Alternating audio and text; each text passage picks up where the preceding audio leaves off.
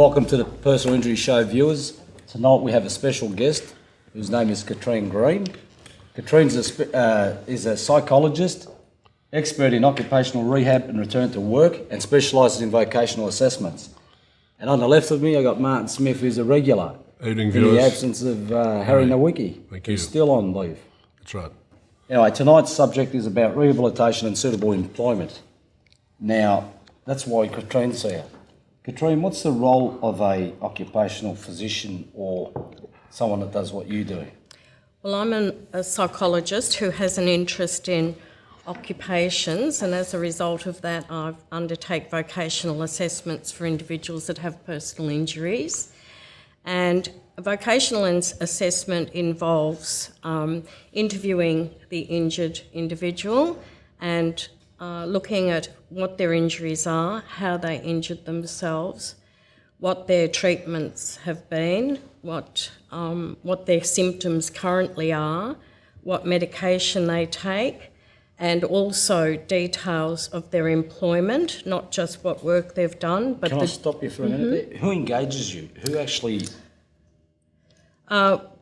Predominantly plaintiff lawyers engage me, and they refer the clients to me, and I also do work for individuals that come to see me in relation to injuries and wanting a career change.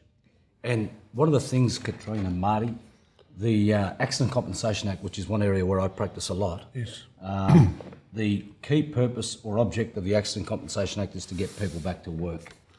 When it comes to the Transport Accident Act... As I've discussed on the program previously, the Transport Accident Act, under one of their sections, Section 12, it has a shall do. It says it shall be the duty of the Commission to design and promote so far as possible a program designed to secure early and effective medical and vocational rehabilitation of persons injured as a result of transport accidents to whom or on behalf the Commission owes may become liable. So it's not just something that's nicely talked about, it's a duty that should be put in place for each person who is injured to get medical rehabilitation and obviously vocational rehabilitation.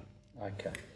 Now, getting back to you, Katrine, when someone engages you to assess a particular injured party, what do you require? What information do you want from the lawyers? Right. I require medical reports, and in those medical reports I look for the doctor's diagnosis, I look for their prognosis, and importantly I look to see if they've given guidance on physical restrictions, because that enables me to take into consideration what they can physically do in relation to their transferable skills.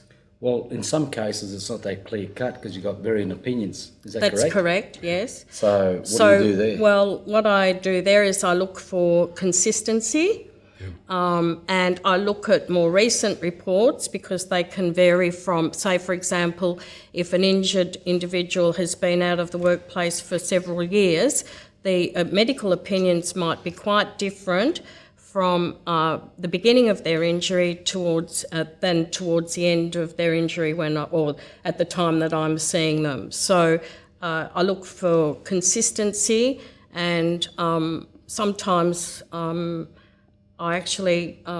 There's also various doctors that are notorious, aren't they? Notoriously favourable to a plaintiff, and the ones that are notoriously unfavourable, if I can put it that way, without meaning to be derogatory to anyone out there.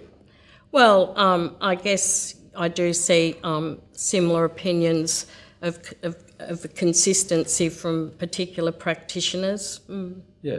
And Marty, can I turn to you now? In addition to medical reports and things like that, what do you think Katrine would probably need to properly assess an injured person? I think she's touched on a few issues, but there's others that I look at. What about medications? Yeah, well, that's exactly right. And also the nature, well, the person's age, for example, person at 23 as compared to somebody at 60 years of age, one's got a long working life ahead of them, the other one's got a short working life. I look at the definition of suitable employment, it's got the nature of the worker's incapacity and his pre-injury employment. What was the person doing? The worker's age, education, skills, work experience, the worker's place of residence. The details, as I think you've highlighted, the medical information, including medical certificates supplied by the worker, obviously the medical reports on the divergence of doctor's opinion, the workers' return to work plan, if any. Has anybody addressed that issue? And the occupational rehabilitation services. A case that I've come across recently, a paraplegic. He said to the TAC he wanted to go back and be re-educated and study law. They knocked him back. He went to VCAT and he won his case. Not only has he got the right to go to the university because he thought he's still got work life ahead of him, he's going to get his fees paid, he's going to get his laptop paid, and he's going to be looked after. Now, that's an excellent outcome, but all of those issues, Martin, Katrine... just on that one there, motivation would have been pretty big. Absolutely. I think, Katrine, with your expertise in psychology, I would imagine that most people aren't motivated, especially when they're injured. Well, motivation can be an issue. However, some people have endeavoured to return to work. However, that return to work has not gone according to plan for various reasons, and people feel dejected, and a lot of the reasons why return to work are not as successful as we would like is that there's stigma in the workplace, and people feel that the job that they originally did they don't have. They often suffer grief as a result of that. So there's a range of physical and psychological reasons as to why return to works don't go as we would like them to. So, for a want of a better word, sadly, they're considered bludgers, is that right? And so to speak, and then they get picked on and ostracised by the other workers? Well, there is a tendency for stigma in some workplaces in relation to individuals with injuries, yeah. One of the things that Tony just mentioned before, and I want to dwell on it if we can, is the effects of medication. People are on heavy morphine-based medication, etc. They could become an occupational health and safety risk, couldn't it? That's correct, yes. If you're zonked out like a zombie because of the pills you're taking, you wouldn't want to be let loose near any machinery. No. Or driving vehicles. Yeah, that's right. You know, forklifts, things like that. Not only would you be a risk to yourself, but to other workers in the workplace. Well, a lot of people work in a team environment, and both physical restrictions and medication can be an issue in relation to that, and it can cause injuries to other people. Yeah, that's exactly right.